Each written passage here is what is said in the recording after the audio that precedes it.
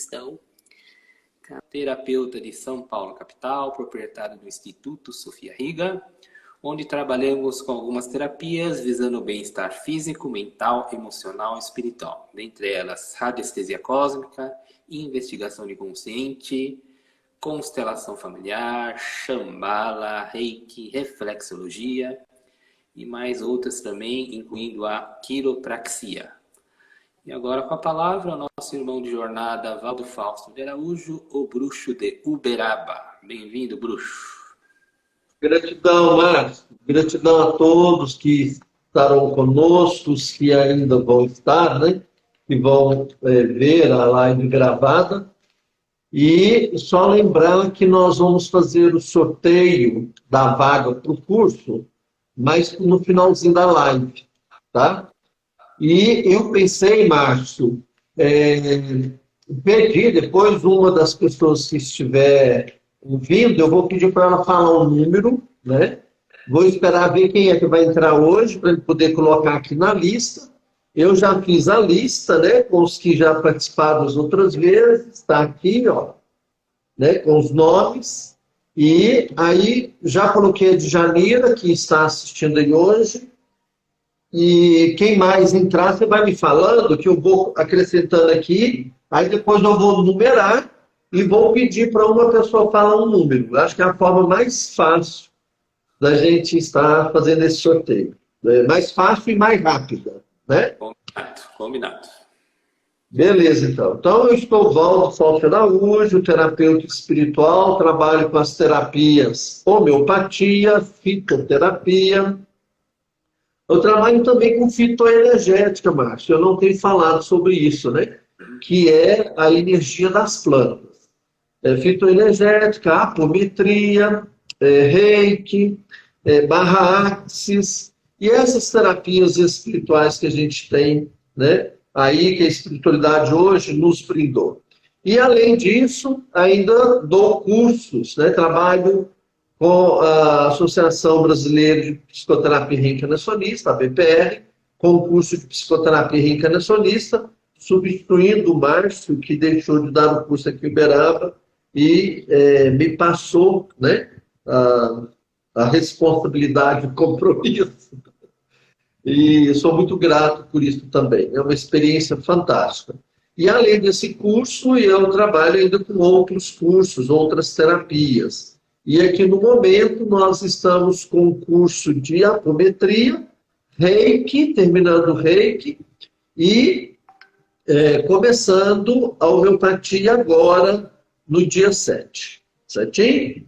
Então vamos lá. Vamos, dia 7 de outubro, sexta-feira.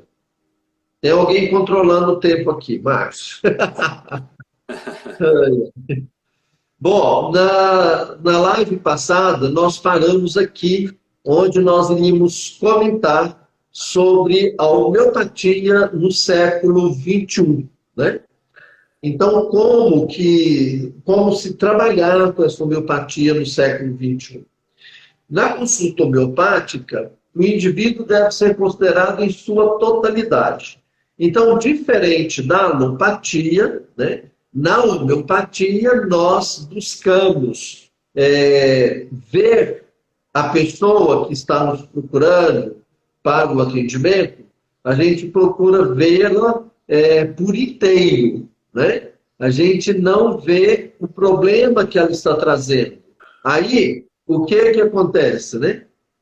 Quando você recebe a pessoa no consultório, você vai fazer toda uma indagação, todo um levantamento. Aqui a gente não fala de diagnóstico, porque diagnóstico é um termo médico, então nós, enquanto terapeutas, não usamos isso.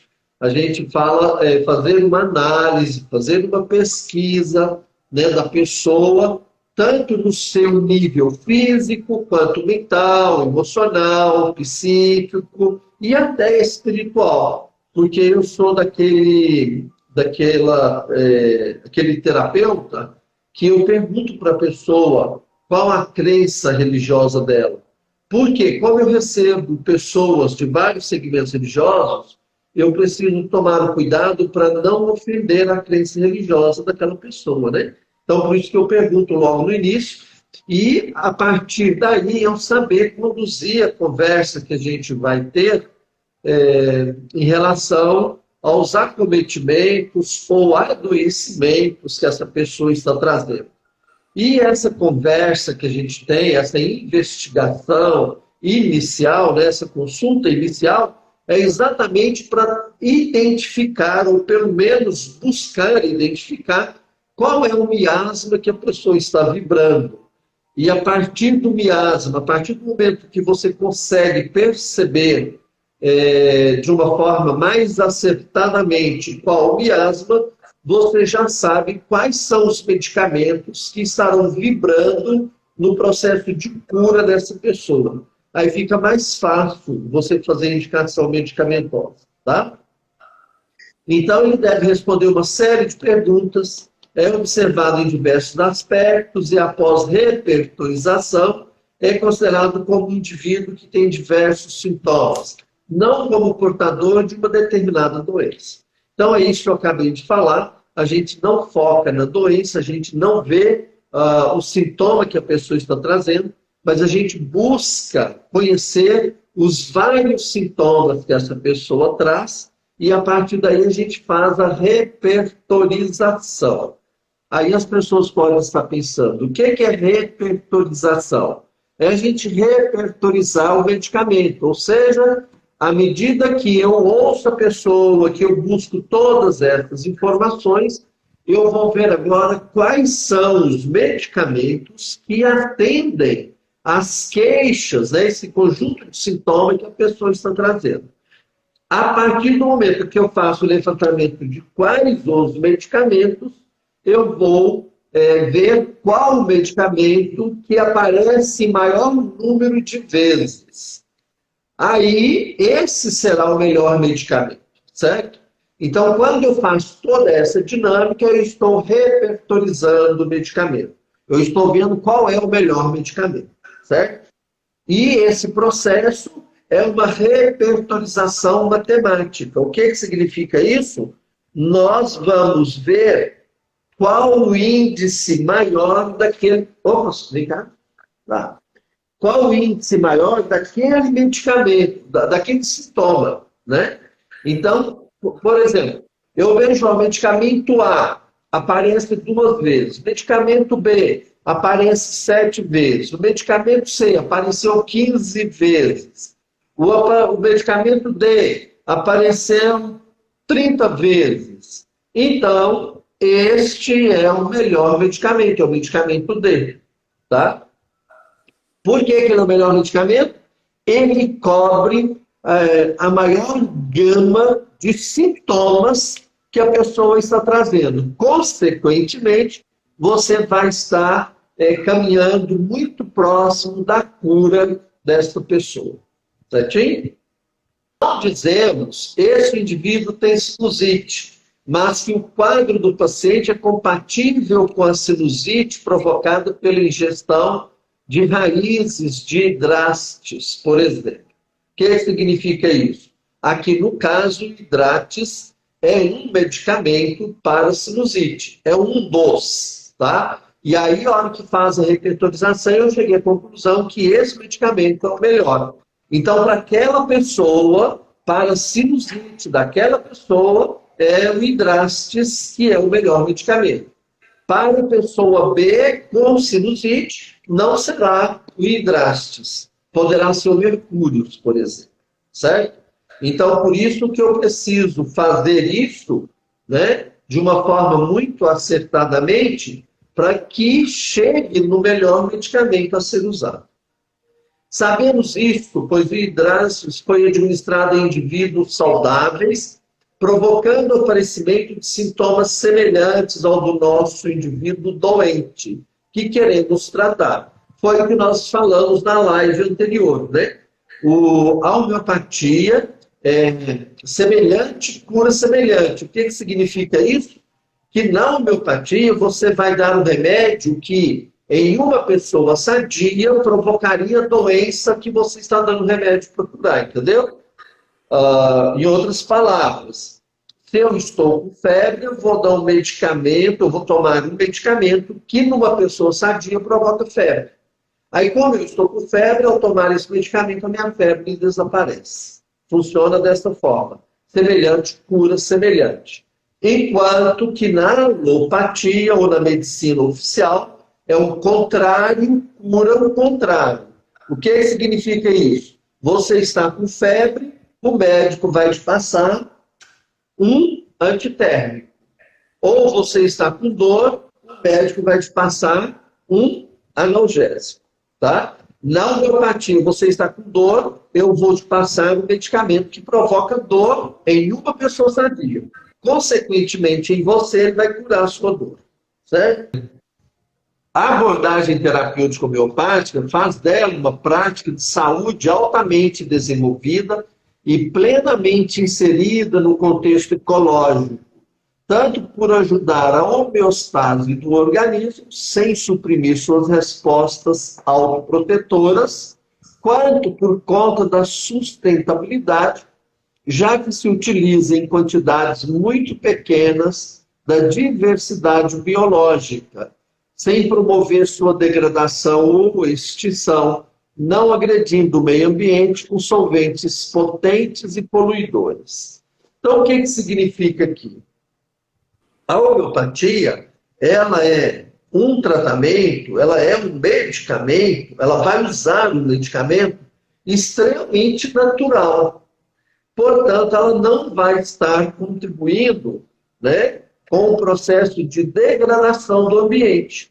E ela também usa como conservante conservantes biodegradáveis, porque ela usa o álcool de cereal.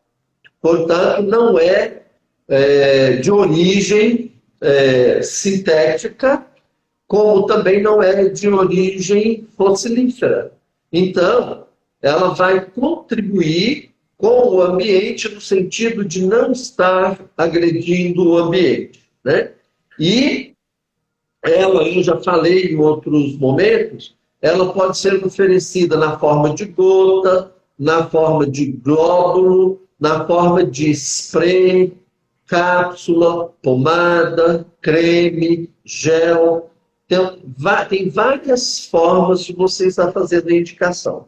O mais comum é glóbulos e gotas, certo? E aí, a homeopatia ela vai contribuir com a homeostase do nosso corpo. O que significa isso? Equilíbrio. Então, ela vai equilibrar o funcionamento do nosso corpo. Ela vai equilibrar as taxas, ela vai equilibrar todas as reações químicas que ocorrem no nosso corpo. Se ela equilibra, né, automaticamente ela vai gerar o quê? Um equilíbrio dos nossos aspectos, tanto físico quanto emocional, psíquico, mental e até espiritual. Certinho? Max Planck, em 1900, que foi o início da física quântica, né? Em seus estudos sobre radiações, trouxe algumas descobertas que sugerem a existência de outras leis operando no universo de forma mais profunda do que as que conhecemos. Hoje em dia a gente conhece aí inúmeras leis, né? Estamos falando de leis universais, né? E as principais leis aí que regem todo o funcionamento do cosmos, do universo, são as leis herméticas, né? Então, o que uma das leis herméticas diz? O que está em cima está embaixo, o que está dentro está fora. O que isso significa? Significa exatamente o equilíbrio, ou seja, significa exatamente a homeostase. Se dentro do meu corpo se fora do meu corpo o ambiente não está legal, eu não estou lidando bem com essas situações que estão aqui à minha volta, automaticamente lá dentro do meu corpo também não vai estar bem. Também vai estar em desequilíbrio. E aí esse desequilíbrio energético, vibracional, frequencial do meu corpo é que vai trazer a doença, vai atrair a doença. Então a gente passa a ser um imã, né? Como se a gente tivesse assim, vem cá, vem cá, vem cá, chamando a doença para nós em função desse desequilíbrio nosso. Tá? Os conceitos da nova física apresentam confirmações da noção de que os sistemas vivos e não vivos têm capacidades inerentes, autorreguladoras, auto-organizadoras e autocuradoras para manter a homeostase e desenvolver níveis cada vez mais elevados de ordem e estabilidade. Foi exatamente isso que eu disse, né? Se você equilibra o seu interior, você acaba equilibrando o que está à sua volta. E aí as pessoas falam para vocês, nossa, como você mudou. Ou então as pessoas dizem, nossa, eu mudei muito. Por quê? Porque ela começou a equilibrar todos os seus aspectos internos. E equilibrando esses aspectos internos, equilibrou o funcionamento do corpo. Equilibrando o funcionamento do corpo, automaticamente o seu emocional equilibra, o seu espiritual e o seu fazer, né? O seu agir também muda. Tá? Há muito para investigar sobre o efeito dos medicamentos homeopáticos, sendo cada vez mais evidente a necessidade de se utilizarem métodos diferentes dos firmados pelo atual conhecimento, pois por meio destes últimos não se consegue explicar a efetividade ou seu mecanismo de ação. Cabe aos pesquisadores e cientistas determinar estes métodos. Então, o que acontece? Uma coisa que traz uma intriga ainda mais para a medicina cartesiana, né? Ou seja, a medicina alopática que nós conhecemos, é que como pode um medicamento em altas diluições poder provocar a cura de uma determinada doença. Por exemplo, asma. Né? Asma é uma doença tida pela medicina alopática que não tem cura. Você aprende a conviver com essa doença, você aprende a conviver com essa asma. E, de repente, a pessoa pode curar todos os sintomas da asma. Por quê? Porque ela fez um tratamento homeopático. E aí, como é que essa homeopatia atuou até levar a cura daquela asma? É porque ela foi equilibrando, né? À medida que a pessoa foi fazendo o tratamento homeopático, ela foi equilibrando todo o funcionamento do seu corpo. Até que o pulmão da pessoa percebeu que ele não precisa mais reclamar. Ele não precisa mais ser vítima. Que ele pode funcionar perfeitamente. E aí acaba ocorrendo o perfeito funcionamento, porque o pulmão, né, da pessoa, fisicamente falando, o pulmão encontrou o equilíbrio que ele necessitava para poder captar o ar em quantidade suficiente que a pessoa precisa para sobreviver, sem trazer a ela nenhum esforço, sem anunciar para ninguém que ela está buscando ar. Porque o que o asmático faz? Ele sente falta de ar. E aí, ele sentindo falta de ar, ele fica com aquela respiração de cachorrinho, né? E essa respiração de cachorrinho chama a atenção das pessoas que estão à volta, incomodando na maioria das vezes. As pessoas chegam a falar, nossa, estou sentindo mal dessa falta de ar sua. Aí o pulmão da pessoa começa a perceber que não precisa mais disso, que não precisa incomodar o outro, que não precisa ser vítima. Por quê? Porque vai equilibrando e harmonizando. Tá? E eu também falei aqui em diluição, né? Medicamentos altamente diluídos. Eu fiz uma fala dessa em uma das lives aí anteriores, não me lembro qual, mas só vou reafirmar aqui para quem não ouviu, não viu e não sabe o que é uma diluição.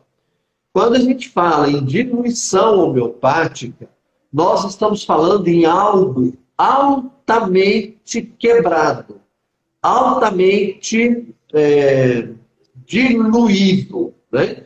Então, quando eu falo, por exemplo, CH1, eu estou falando que a primeira gota de remédio foi diluído em 99 gotas do insumo que produz aquele medicamento. O que é esse insumo? Água e álcool de cereal, na proporção de 30% de água destilada e 70% de álcool de cereal, certo? Aí fica difícil, a nível de gota, né, você especificar isso. Então, vamos falar em termos de litros, só para ficar mais claro o que seria essa diluição. Você pega 1 litro da tintura-mãe, ou seja, do remédio, vamos supor, vou imaginar aqui, de boldo. Vamos imaginar uma homeopatia feita do boldo. Você pega 1 litro da tintura de boldo e dilui em 99 litros. Aí você vai ter o CH1. Aí do CH1 você tira 1 litro e dilui novamente mais 99 litros. Aí você vai ter o CH2. No CH2 seria, em hipótese, 1 litro diluído em 200 litros. E quando você tem o CH5, em hipótese, você tem 1 litro diluído em 500 litros. E o que a gente percebe com a homeopatia? Hahnemann, que é o seu criador, já tinha percebido. E hoje nós percebemos isso ao aplicar, né, o tratamento homeopático. À medida que você dilui mais potente torna o medicamento.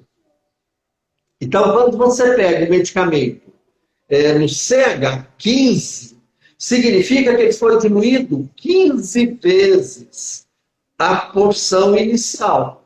Então, se você pegou 1 litro, né, 15 vezes nada, 15 vezes 100, 1.500 vezes que foi diluído. Tá? Então, é extremamente diluído. E ele, na potência CH15, tem um efeito muito satisfatório em relação à doença. Tá? Eu, como sou homeopata unicista, eu costumo trabalhar, no consultório eu trabalho com potências baixas. Então, eu começo CH5, CH6, CH7, CH9, CH12, CH15, no máximo que eu chego é CH30, porque já é uma potência muito elevada, certo?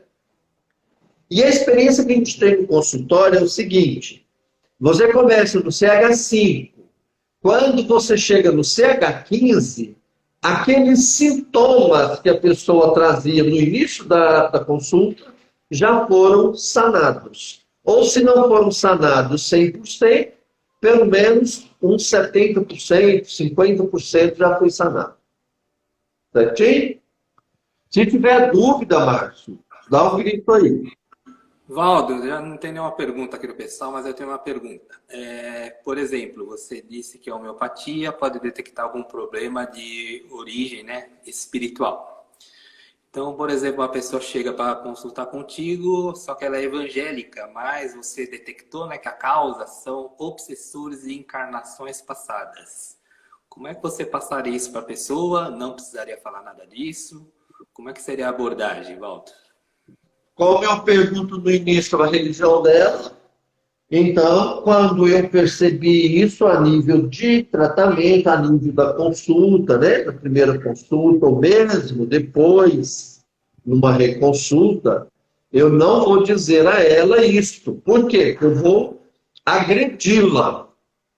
Então, o que eu faço? normalmente eu converso a nível de linguagem energética. Então, eu vou colocando para ela que tudo na vida é cíclico, que tudo é energético, que o ciclo da chuva, por exemplo, da água que vai e volta, entendeu? Aí eu vou colocando para ela nessa linguagem. Mas sem falar em reencarnação. Eu vou usando a linguagem energética. Deu para clarear ou não? Ok, perfeito. Porque eu não tenho direito, como homeopata, eu não tenho direito de ofender a pessoa na sua crença. Então, ela está vindo me procurar, e normalmente, quando a pessoa procura o homeopata, ela está procurando porque já procurou vários outros recursos e não teve um resultado efetivo, né? Um resultado satisfatório. Então, ela vem buscar no homeopata, muito além do medicamento, ela vem buscar um apoio moral, né? Um apoio energético, um apoio emocional, porque tudo isso o homeopata vai passar para a pessoa durante a consulta e mesmo nas reconsultas. É importante que ele passe isso. É importante que a pessoa sinta-se acolhida pelo homeopata. É importante que o homeopata procure ser empático, não para agradar a pessoa, longe disso. Porque é uma relação de amor, não é uma relação profissional, né? O homeopata, por si só, ele já está no papel de homeopata, porque ele é uma pessoa amorosa e ele quer passar esse amor. Porque a homeopatia é isso, né? A homeopatia é você poder amar os medicamentos que estão aí disponíveis para você, porque esses medicamentos são 100% naturais, eles vieram dos elementos da natureza, eles vieram das plantas, vieram dos minerais, vieram dos animais, né? Por exemplo, quando você pega lá trigonocéfalos horridos, é um medicamento feito a partir do veneno da cobra, né? E esse medicamento feito a partir do veneno da cobra vai te salvar pela picada da cobra. Não é bem isso. Ele vai curar algumas doenças que você possui. Inclusive, ele é um medicamento utilizado na angina, né, que é uma doença do coração, entendeu? Então, tem todo esse mecanismo, tá bom? Então, de modo geral, quando inicialmente os tratamentos alopáticos e homeopáticos são utilizados em conjunto, é comum observar-se efeitos sinérgicos, levando à diminuição ou à retirada do medicamento alopático. O que é um efeito sinérgico? É uma ação simultânea, é uma cooperação, né? O medicamento homeopático vai cooperar com o medicamento alopático. E aí vai chegar num ponto que a utilização do medicamento alopático acaba sendo reduzida até chegar ao momento em que ocorre a supressão. Quem vai suprimir o medicamento alopático? Não é o homeopata. O homeopata não pode. O homeopata não tem autorização para chegar para a pessoa e dizer assim, você não vai tomar esse ganidenal. Por quê? Porque ele não é médico. A não ser que o homeopata seja médico. Aí é diferente, né? Mas eu estou falando de homeopata não médico, que é o meu caso. Então, eu não tenho autonomia, eu não tenho moral para falar para a pessoa que está tratando comigo que ela vai deixar de tomar este ou aquele medicamento que foi passado pelo seu médico. Não posso, isso é crime, tá? Isso é exercer a medicina de forma ilegal.